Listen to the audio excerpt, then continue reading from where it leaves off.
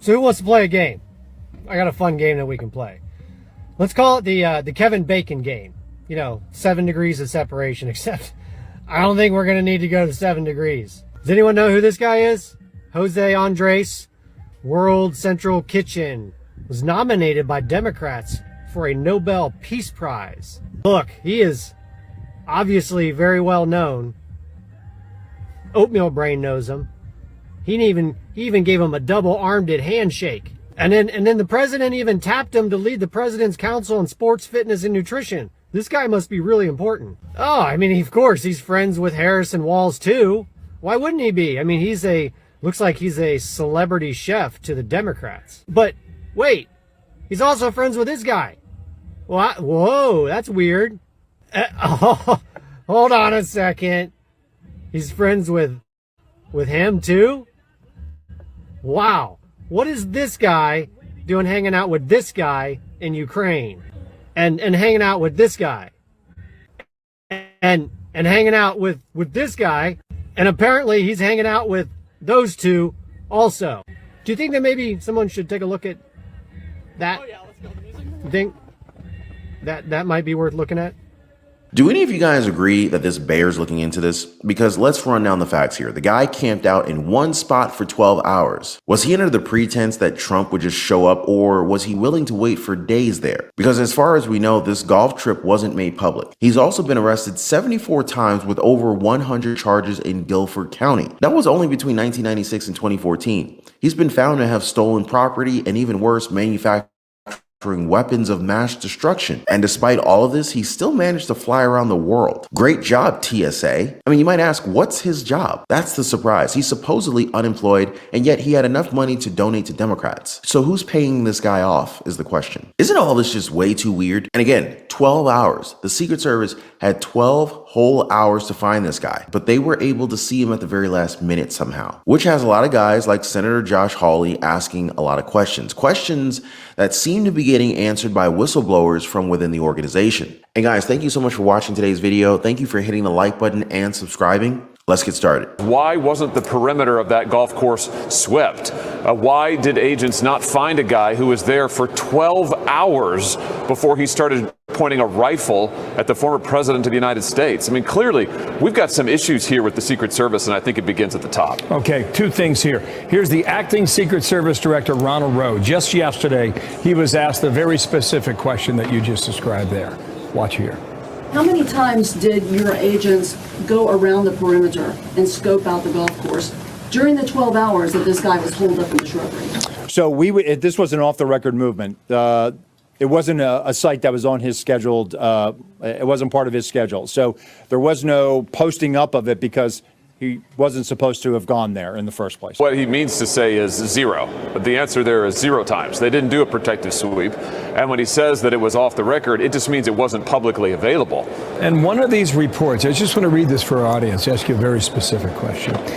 The resulting findings are highly damaging to the credibility of the Secret Service and DHS, Department of Homeland Security. They reveal a compounding pattern of negligence, sloppiness, and gross incompetence that goes back years, all of which culminated in an assassination attempt that came inches from succeeding. That's referring to Butler 2 months ago. What do you mean it goes back years? Define that for our audience here.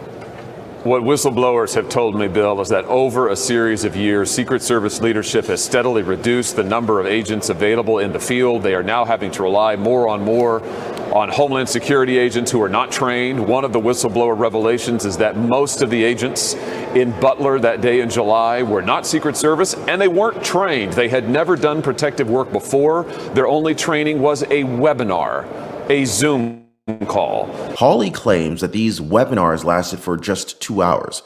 Whistleblowers allege that half of the time the sounds weren't even working, which kind of explains why some of the Secret Service tasked to protect the former president in Butler, Pennsylvania, looked out for it. One of them became a viral hit when it was shown that she couldn't even return her gun back to her holster. It was also so apparent from their expressions that they were not prepared for the scenario. They looked much more worried compared to Donald Trump at the time, which kind of adds weight to what Hawley and these whistleblowers whistleblowers are saying right now. Now, this is not a knock on these officers. They were said to have been pulled from their actual investigations and cases to serve on the former president's protective detail. It's kind of like having a dentist perform open heart surgery. There's a similarity between both professions, but they're not equipped to do what the other does. And they did their best. And here's where things become questionable. The Secret Service has guarded the course multiple times. They know that Donald Trump loves to play. They're also aware of the vulnerabilities within the course, spots that might give would-be assassins an advantage. The whistleblower reported that they usually station agents there ahead of Donald Trump's appearance. Strangely,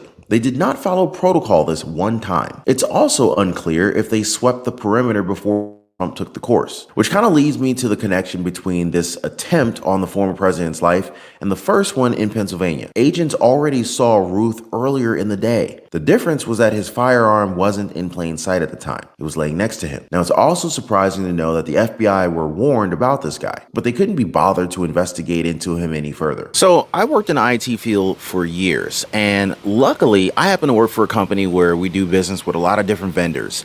And one of these vendors used to take us out to lunch on a very regular basis. Let's just say like maybe once a month, once every 2 months. But when I say they would take us out to lunch, they would take us out to lunch. I'm talking about they would take us to some of these really fancy restaurants that I would only hear about or I drive past them. But they were very expensive places. And I'll be honest with you guys, I just wasn't in a position where I was willing to pay that kind of money for food. They're very expensive. I'll just put it that way. Anyway, so one day we go to lunch and right around, it was a late lunch. So right around, I don't know, like 1:30, 2 o'clock, we're leaving and we're waiting for the car to be pulled up because they have mandatory valet. So anyway, while we're waiting for our car to get pulled up, I'm staring at this beautiful black Ferrari 458 and I'm like, wow, this thing is crazy. I don't even get to see those kind of cars often. I don't know if it's just me being a car guy, but I just wonder sometimes, like, how do people afford these things? So after the valet pulls the car up, the owner starts walking towards it and I just happen to say, hey man, that's a sharp car. So the owner turns around and says to me, thanks, I appreciate it. So then I say to him, since he seemed friendly, I was like, hey, is that your first Ferrari? So he turns around and he says, oh no, I have 6 more, but this is probably one of my favorite ones. I said 6 more. That response sparked a 2-minute conversation that I had with this guy. And let me tell you, what he shared with me in that brief 2-minute conversation completely changed my life. And it's life-changing conversations and lessons like this that I decided to share right inside of our Liberty Pursuit network. And to be honest with you, it really wasn't even so much the car that he was driving. It just made me think to myself, like, how does this guy just have the freedom to be able to live his life the way he did? Nice car, hanging out at a fancy restaurant in the middle of the afternoon. It really made me wonder, how do you do that? Anyway, when I was living paycheck to paycheck, I wish that I knew people like this that would kind of like let me know the inside scoop. So anyway, if you want to join like-minded people just like us, join us over in the Liberty Pursuit Network. I left a link for you guys in the description down below this video. Then just last year, the FBI was tipped off again. The Wall Street Journal tells us that Routh acted so erratically while in Ukraine, other Americans reported him. This included a woman who said his threats of violence worried her so much that she spent an hour with a Customs and Border Protection officer and filed a report with the FBI and Interpol. The woman said that he talked about wanting to kill Putin and Kim Jong-un and that he mentioned Trump and Biden, but she couldn't remember if there were specific threats. Let's discuss this with Rich Staropoli, former Secret Service agent. Rich, did the feds drop the ball here? Yeah, absolutely, they dropped the ball once again. And this is the reason why local law enforcement for years has a tremendous distrust and, quite frankly, hates the FBI. What did they do here? They went out, they interviewed this guy, they closed the case, they put it on a shelf. How about calling the Secret Service? How about notifying local law enforcement for some follow-up? Yet, wasn't done. You know, this is another blatant case where the FBI is supposed to be sharing information, but wasn't. Unfortunately, because of the incidents, the last 2 Trump incidents, now the Secret Service is in the same position as the FBI. The level of distrust and hatred by local law enforcement for the Secret Service has compounded the problem and has made it exponentially more difficult for the Secret Service to do their job. And what is the Secret Service acting director Ron Rose saying about this second attempt on Donald Trump's life? Well, he's patting himself on the back saying that Routh was not able to get a single shot off and that he didn't have Donald Trump in his line of sight. Bravo, Ron Rose. But what if that one agent didn't notice Routh's gun through the chain link fence? We might have a completely different headline going around if that was the case. Which begs the question, is this being done on purpose? Was this an inside coordinated job? What do you guys make of this? Now, I myself am interested in the GoPro that Routh had with him. To date, we haven't received any word if any footage has been released. So yeah, we know that Donald Trump is safe, but again, the question is, how in the heck did the shooter know that Donald Trump was even there? This event wasn't even supposed to be made public or on his calendar, and so close too. Now, according to police, the suspect who pointed an AK-47 rifle at former President Donald Trump on a golf course Sunday afternoon was at least 300 yards away. Now, the suspect, later identified as Ryan Routh, was hiding in the shrubbery about 300 to 500 yards away, while the former President Donald Trump played golf on a nearby hole. Now, this was approximately a quarter of a mile from Donald Trump. So what happened was that a Secret Service agent was walking on the golf course, a hole ahead of where Donald Trump was playing, and he spotted a rifle sticking out of the fence and immediately opened fire. This latest shooting near Donald Trump is nearly 2 months to the date of the first assassination attempt on the former president's life. Now, this distance is more than twice the distance of Matthew Crooks, the 20-year-old gunman who attempted to assassinate Trump during a rally in Butler, Pennsylvania on July 13th before he was ultimately killed by Secret Service. But still, right? What are they doing with Trump's security, or more precisely, the lack of it? Just listen to this update from local Sheriff Rick Bradshaw. All right, 1:30 this afternoon. Call came out, shots fired. That was called in by the Secret Service. Because we're in constant contact with them all the time, we were notified of that, and we had units here that immediately sealed off the area. Fortunately, we were able to locate a witness that came to us and said, hey, I saw the guy running out of the bushes. He jumped into a black Nissan, and I took a picture of the vehicle and the tag, which was great. So we had that information. Our real-time crime center put it out to the license plate readers. And we were able to get a hit on that vehicle on I-95 as it was headed into Martin County. We got a hold of Martin County Sheriff's Office, alerted them, and they spotted the vehicle and pulled it over and detained the guy. After that, we took the the witness that witnessed the incident, flew him up there, and he identified as the person that he saw running out of the bushes and jumped into the car. Now, in the bushes where this guy was is a AK-47 style rifle with a scope, 2 backpacks which were hung on the fence that had ceramic tile in them, and a GoPro, which he was going to take pictures of. They've just reported a second assassination attempt on Donald Trump, guys. That's right, a second assassination attempt on former President Donald Trump. Check this out. I've spoken to the president, and I spoke to his golf partner, Steve Witkoff, a well-known developer, businessman in Miami in the Palm Beach area. So I got a lot of details. I'm very aware of the New York Post report that said that it was, well, outside of what's called Trump International in West Palm Beach, which is where I am. And anyway, so long story short is President Trump, they were on the 5th hole. They were about to go up to putt. And the way Steve Witkoff, now, just as a little bit of background, Arthel, I happened to go to breakfast with Steve Witkoff and another friend of mine this morning. And I was invited to play golf. They happen to be really good golfers. I don't have a lot of time to play golf. So I said, thank you, but I'm not going to go out on the golf course and get killed out there. But long story short, so they were playing, they were on the 5th hole. And the way Steve described this, the way the president described it, they both had exactly the same story, which was that they heard pop, pop, pop, pop. And Steve went into great specificity and great detail as to what happened right after. Within seconds, the Secret Service pounced on the president, covered him.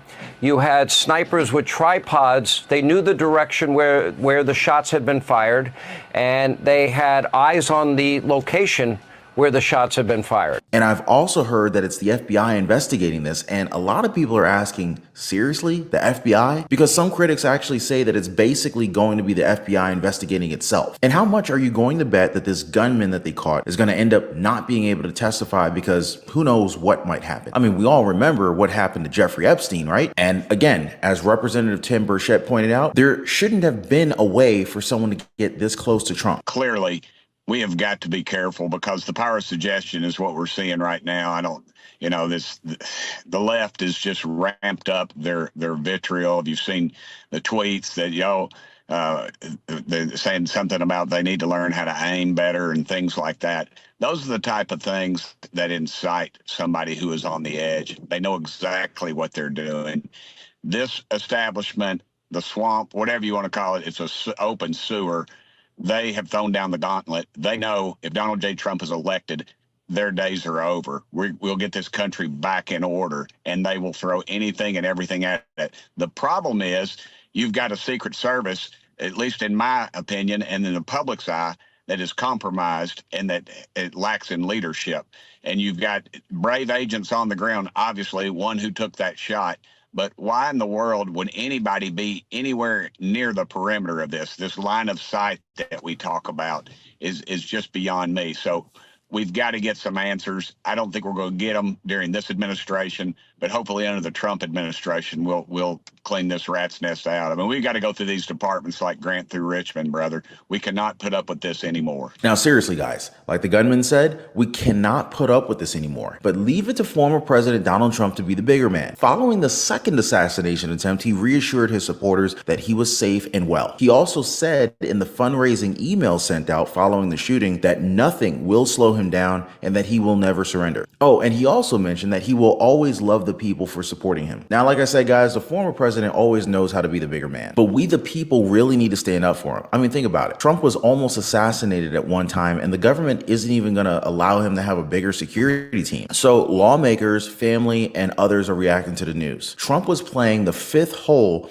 when the shots rang out and Secret Service agents rushed him to safety. Stephen Chung from the Trump campaign communications team issued a statement after the event saying that President Trump is safe following gunshots in his vicinity. No further details at this time. Trump's son, Donald Trump Jr., responded saying, "Again, folks?" He was probably referring to the attempted assassination of Donald Trump July 13th at the rally in Butler, Pennsylvania. Senator Lindsey Graham tweeted a post from the Trump War Room about the safety of the former president. The senator said that he had just spoke with President Donald Trump and he's in good spirits and he is more resolved than ever to save our country. Graham also mentioned how Donald Trump is one of the strongest people he's ever known. The White House also issued a statement about the situation. They said that the president and vice president have been briefed about the security incident at the Trump International Golf Course, where former President Trump was golfing. They say that Biden and Harris are relieved to know that he is safe and that they will be kept regularly updated by their team. You notice how they refer to it as an incident? It was an assassination attempt on the former president, and they needed to be recognized as such. In fact, Florida Congresswoman Anna Polina, she blamed the radical left for its continuous labeling of Trump and Republicans as threats to democracy. According to Polina, this irresponsible rhetoric is causing people to get hurt. She herself just had to report her opponent's supporters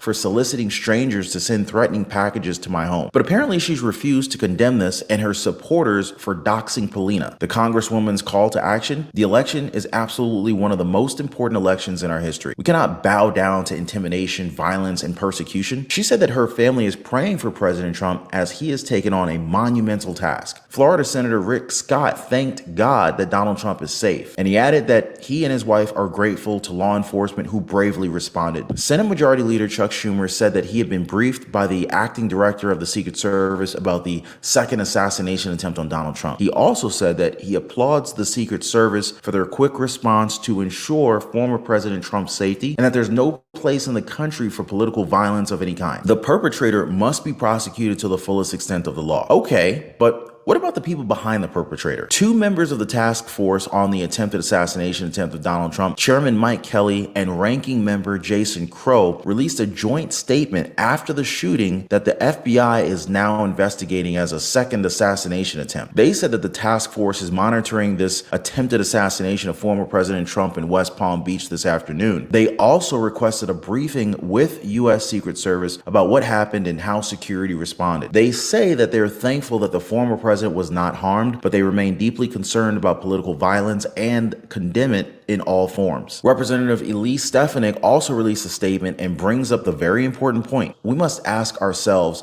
how an assassin was allowed to get this close to President Trump again. There continues to be a lack of answers for the horrific assassination attempt in Pennsylvania, and we expect for there to be clear explanation of what happened today in Florida. Now, more on Ryan Wesley Routh, the alleged gunman at Trump's golf course. Apparently, the 58-year-old man accused of pointing an AK-47 at former President Donald Trump on Sunday afternoon has a prolific arrest record that spans several decades. Why is this guy even out in the public? Why isn't he in prison? A background check on the name given by officials, suspect Ryan Wesley Routh revealed that he currently lives in Hawaii and has faced dozens of run-ins with police stretching back to at least the 1990s. Seriously, guys? Like, what is happening here? 2 months after the first Trump assassination attempt and we get another one? And we haven't even fully investigated the first one at that. In fact, according to Senator Richard Blumenthal, the American people are going to be shocked, astonished, and appalled by what the officials will report to them about the failures of the Secret Service in the assassination attempt on the former president. Acting U.S. Secret Service Director Ronald Rowe provided senators with an update recently on their investigation